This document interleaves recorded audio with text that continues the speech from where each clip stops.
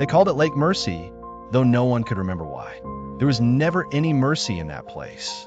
Tucked away in the forgotten woods of northern Maine, the lake didn't appear on modern maps.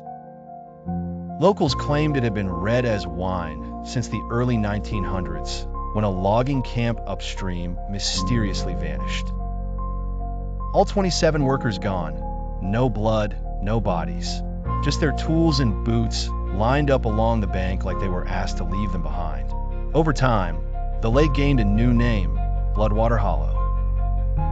People stayed away, most of them, but every few years, some outsider would hear the story, think it was folklore, and go looking. They never came back.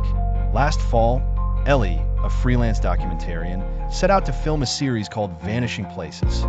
Her crew, John, Michael, and her sister Bree, followed rumors of the BloodLake into the woods. They hiked for 2 days, GPS failing more with each step. Finally, through a break in the trees, they saw it.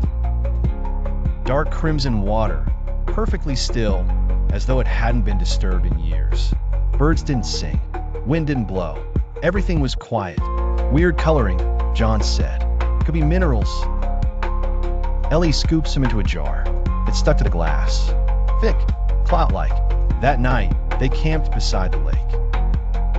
Around 2 a.m., Bree woke up screaming. Her hands were soaked in red, her sleeping bag drenched. But there was no wound on her.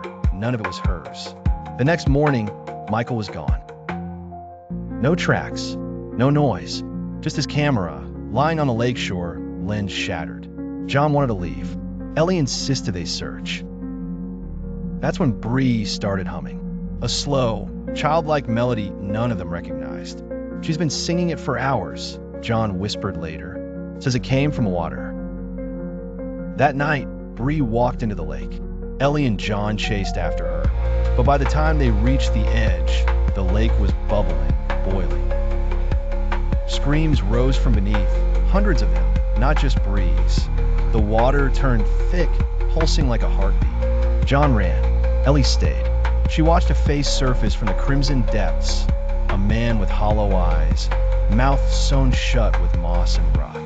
She knew then, the lake didn't just kill, it kept them. The loggers, the wanderers, Bree, Michael, it drank them. John made it out alone. He never spoke again. Ellie's footage was recovered weeks later, just one clip. The final shot panned over the blood-red lake. Then came a whisper, close and wet, one more, and the screen went black.